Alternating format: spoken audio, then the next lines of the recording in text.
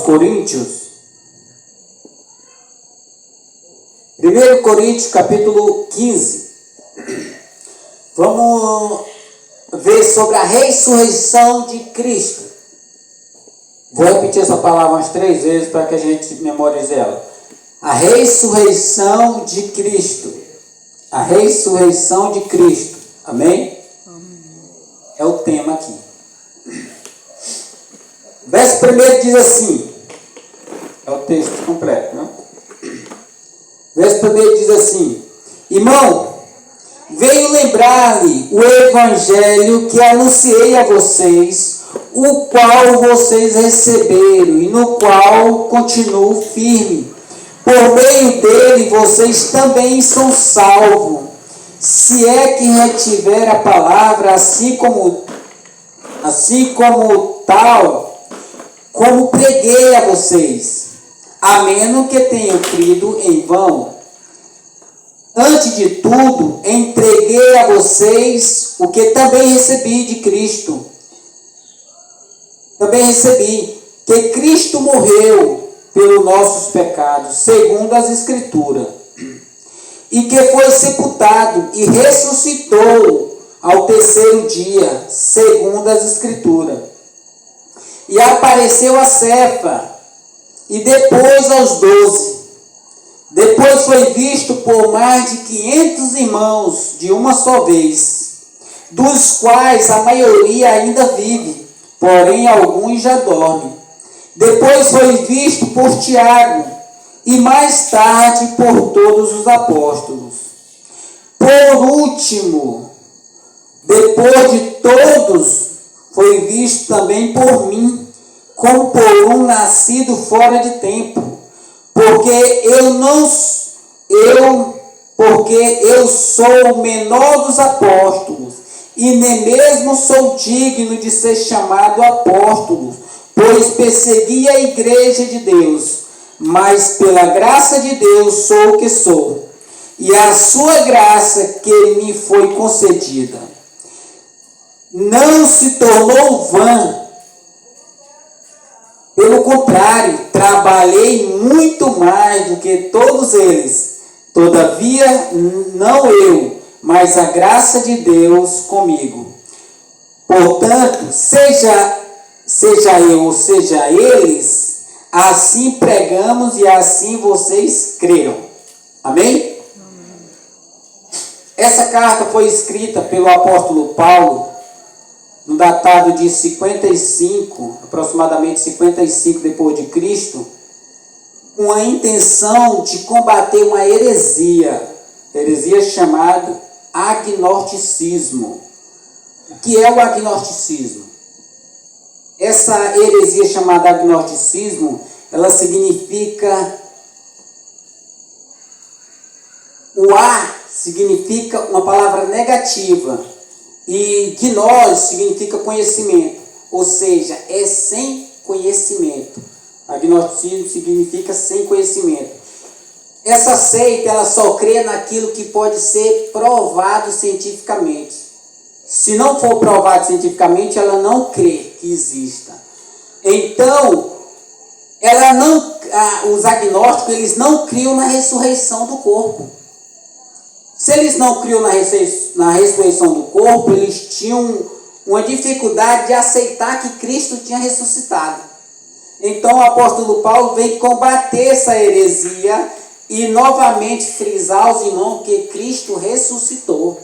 E é muito bom para nós prestarmos atenção, para nós entender. Se Cristo não tivesse ressuscitado, era vã a nossa fé.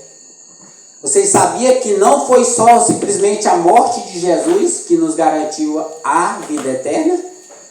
Se Cristo não tivesse ressuscitado, nós também não ressuscitaríamos.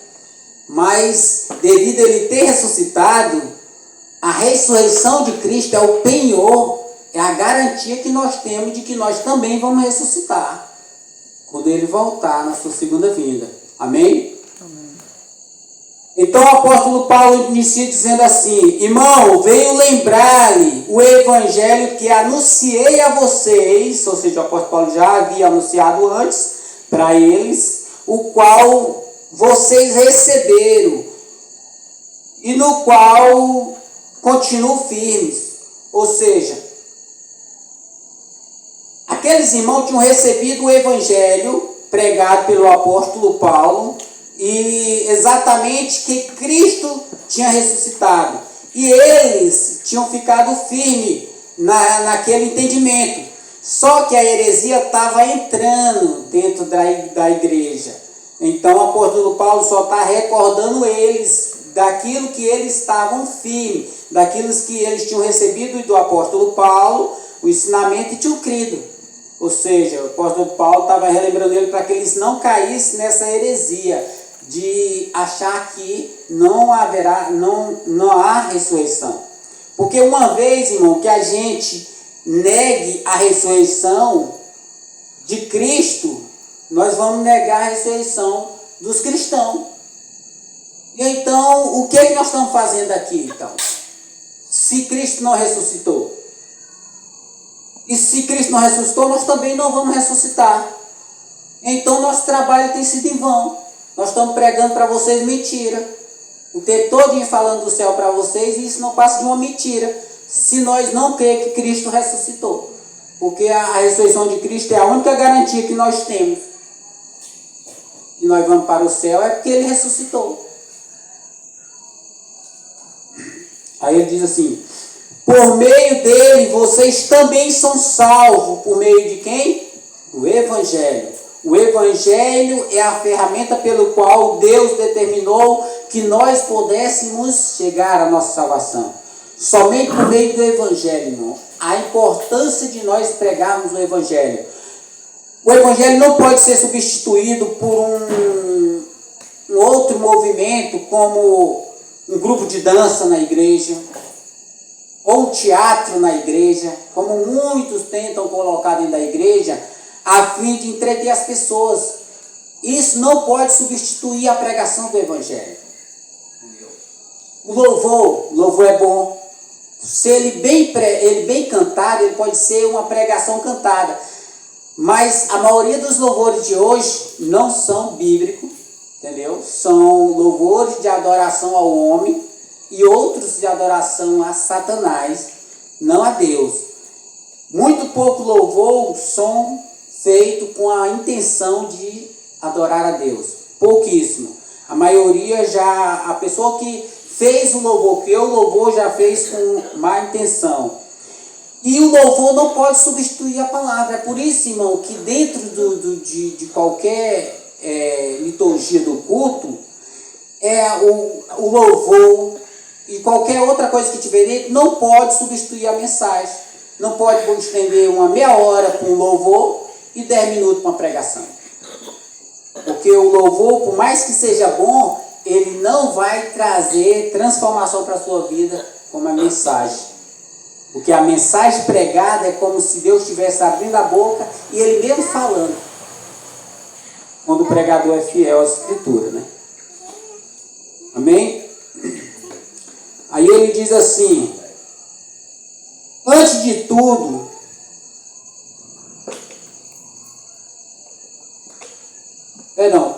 ele vai continuar. Se retiver a palavra assim tal como eu preguei a vocês, ou seja, a salvação, eles receberam a salvação, o apóstolo Paulo vai complementar dizendo: se vocês retiverem a palavra assim como eu preguei.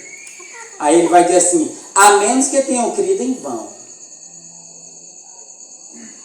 Ou seja, a menos que eles não tenham crido na ressurreição de Cristo. Aí ele vai dizer assim: antes de tudo, eu entreguei a vocês o que também recebi, que Cristo morreu pelos nossos pecados, segundo as Escrituras. Ou seja, o apóstolo Paulo, lendo as Escrituras, compreendeu que Cristo morreu pelos nossos pecados. Entendeu? E foi pelos nossos pecados mesmo que Cristo morreu. E ele complementa dizendo: segundo as Escrituras. O apóstolo Paulo usa sempre as Escrituras para mostrar que está escrito na palavra de Deus que Cristo morreu pelos nossos pecados. E ele continua o texto dizendo: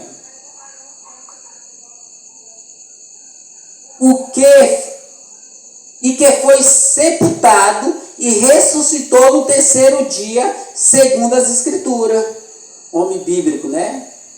O apóstolo Paulo. Sempre nesse texto, 2 vezes ele cita segundo as Escrituras. Porque ele está afirmando que está escrito na palavra de Deus que Cristo morreu pelos pecados e que não só morreu, mas que ressuscitou para nos garantir a vida eterna. Amém?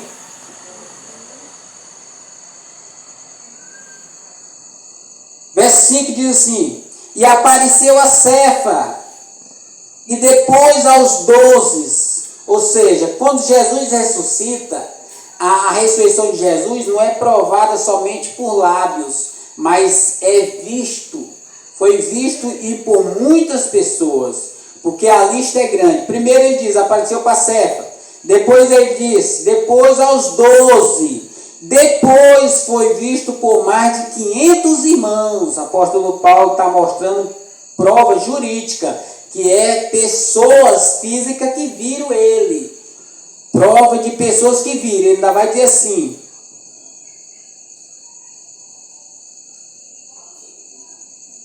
foi visto por mais de 500 de uma só vez, e os quais a maioria ainda vive. Ou seja, dos irmãos que tinham visto Cristo ressurreto, alguns ainda permaneciam vivos nesse tempo. Por isso que o apóstolo Paulo vai dizer, nos quais a maioria ainda vive, porém alguns já dormem. Ou seja, uma parte ainda dos que testificaram de Cristo ressurreto, viviam. Uma parte, outra parte já tinha morrido. Mas a prova tinha, uma prova concreta, provada de que pessoas viram e testemunharam acerca de Jesus. Aí ele continua dizendo, depois foi visto por Tiago, e o Tiago aqui não é o Tiago apóstolo. O Tiago apóstolo tinha sido morto provavelmente pelo Herodes tetrarca. Tiago aqui é o Tiago irmão de Jesus, que é o Tiago que vai liderar depois a igreja. E esse Tiago, ele não cria em Jesus Cristo, que Jesus era o Filho de Deus. Ele foi crer em Jesus depois que Jesus ressuscitou. Somente quando Jesus ressuscitou, ele vê Jesus, então ele creu. Aí agora ele se une aos apóstolos. Aí ele vai dizer assim, e mais tarde, por todos os apóstolos. Aí no verso 8 ele diz, e por último, depois de todos, foi visto também por mim. Ou seja, o apóstolo Paulo vai dizer que por último foi visto por ele. Ou seja, depois que Jesus apareceu para Paulo, ele não apareceu para mais ninguém. Eu já vi pessoas na internet dizendo que Cristo apareceu para ela. O apóstolo Paulo vai dizer que ele foi o último a ver Jesus ressurreto. Não teve mais nenhuma aparição de Jesus depois do apóstolo Paulo. Qualquer outra conversa dizendo que viu Jesus é mentira. Ele foi o último. Aí ele diz assim, e foi visto também por mim, como por um nascido fora de tempo. Ele está falando aqui do seu apostolado, porque ele se considerava um apóstolo. E ele está dizendo nascido fora de tempo, porque ele não é um dos 12. Ele não está incluído nos 12. Tem os 12 apóstolos e mais Paulo. Só há 13 apóstolos. 12 chamados diretamente por Cristo e o apóstolo Paulo chamado numa visão depois, numa aparição depois. Então, não há mais apóstolo a partir de Paulo. Depois de Paulo, não teve mais nenhum apóstolo chamado. Então, não há apóstolo hoje, como era os 13.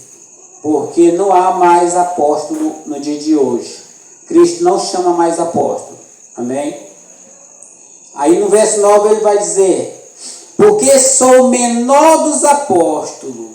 Ou seja, o apóstolo Paulo se considerava o menor entre todos os apóstolos. E a razão pelo qual ele se considerava o menor, ele vai dizer aqui: e nem mesmo sou digno de ser chamado apóstolo. Ou seja, além de ele se diminuir, dizendo que era o menor dos apóstolos, como se ele não tivesse valor igual aos outros, ele vai dizer: não sou nem mesmo digno de ser chamado apóstolo. Ele não se achava digno de ser chamado apóstolo, porque, continuando o texto, vai dizer: pois perseguia a igreja de Deus. Ou seja, o apóstolo Paulo, ele era um perseguidor da igreja, um blasfêmio, um assassino, porque o apóstolo Paulo matou muitos cristãos, prendeu muitos cristãos, perseguiu muito os cristãos. O apóstolo Paulo, irmão, nós temos muito que aprender na convenção do apóstolo Paulo, porque olhando para o passado de Paulo, quando ainda era Saulo de Tarso, ele era um perseguidor da igreja, porque ele era religioso, e pela religião dele ele entendia que não podia aceitar nenhuma heresia. Então ele entendia que o cristianismo era uma heresia. Então ele perseguia a igreja, para tentar destruir a igreja, porque ele não era convertido, ele era uma pessoa comum. Isso traz uma aplicação muito para a nossa vida, porque olhando para o Paulo naquele tempo, todo mundo poderia ter julgado ele, dizendo que era um servo do diabo, e que era um homem condenado ao inferno. Porque quem via o apóstolo Paulo naquele tempo, olhava assim e achava o pior das pessoas. Entendeu? Talvez algum já tinha dito assim: eu prefiro que ele morra. Isso, irmão, significa que não há tempo perdido para Deus. Entendeu? Por mais que nós não compreenda como que as pessoas vivem hoje, mas para Deus todas as pessoas são iguais. Assim como Cristo nos chamou, Ele pode chamar um assassino, um estrupador, um maconheiro, uma pessoa que você julga que não presta, que devia estar morto. É esses que Deus chama. Deus chama aqueles que não são, para confundir os que são. Por isso, irmão, nunca devemos perder a esperança de pregar para uma pessoa, por mais ruim que ele seja. Pregue o evangelho para ele, porque no tempo certo, Deus há de fazer a obra. Nós não pregamos porque nós olhamos só para o externo, nós não enxergamos o coração. Mas Deus, que conhece cada pessoa, Ele sabe quem é dele e quem não é dele.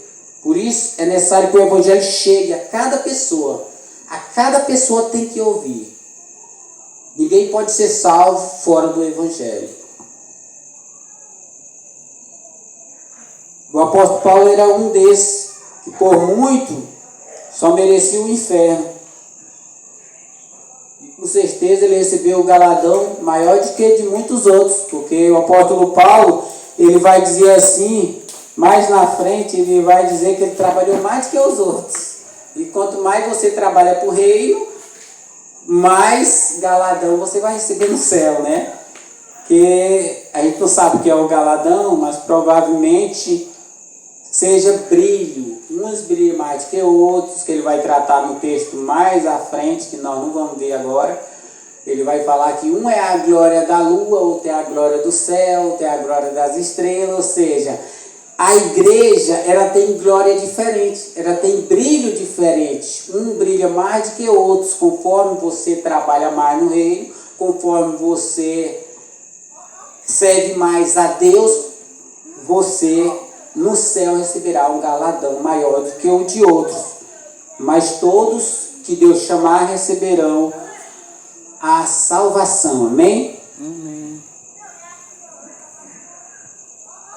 O verso 10 diz assim: mas pela graça de Deus sou o que sou. Ou seja, o apóstolo Paulo vai dizer que ele não era nem digno de ser chamado apóstolo, pois era perseguidor da igreja. Mas agora ele diz, mas pela graça de Deus, ou seja, pela graça que Deus teve de Paulo, sou o que sou. Paulo é o que ele é, apóstolo.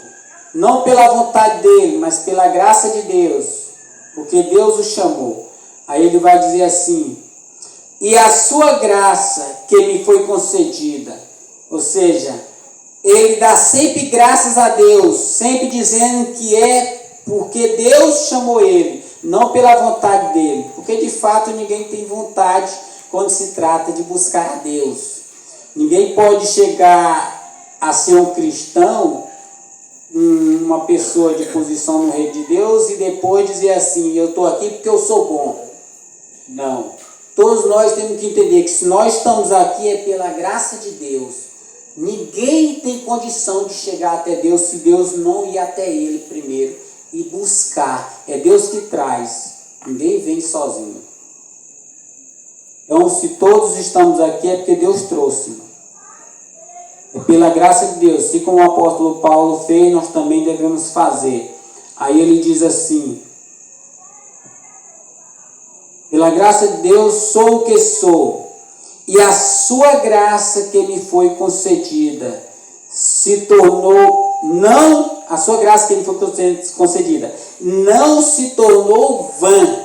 Ou seja, a graça de Deus foi concedida a mim e ela não se tornou vã. Ele vai dar uma razão por que a graça não se tornou vã na vida de Paulo.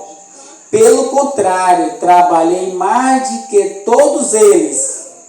É uma espécie, como se Paulo estivesse engrandecendo, né? Mas só que o apóstolo Paulo está falando é porque havia uma dúvida se o apóstolo Paulo realmente era apóstolo. Ali, os hereges estavam colocando dúvida no coração dos irmãos da igreja sobre o apostolado de Paulo, dizendo que Paulo não era apóstolo porque Paulo não andou com Jesus.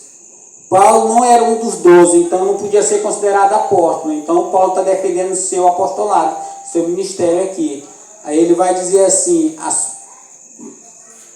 mas a sua graça não se tornou vã, pelo contrário, eu trabalhei mais do que todos eles. E de fato Paulo trabalhou, porque o apóstolo Paulo foi o maior plantador de igreja, né? E pregou aos gentios, de perto e de longe. O apóstolo Paulo foi o maior missionário da época. Foi o apóstolo Paulo, porque foi o mais que se deslocou a longa e a perto distância para poder pregar o evangelho. Os outros não andaram como o apóstolo Paulo andou. E sofreu muito para que o evangelho tivesse o sucesso que chegou pela vida dele. Ele sofreu muito. O apóstolo Paulo, se a gente fosse ver o sofrimento que o apóstolo Paulo passou para que o evangelho pudesse ser propagado por onde ele andou, se não fosse pela graça de Deus, ele tinha desistido.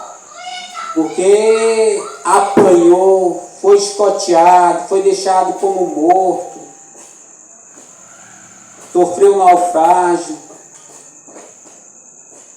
foi rejeitado pelos próprios irmãos, abandonado no final da vida.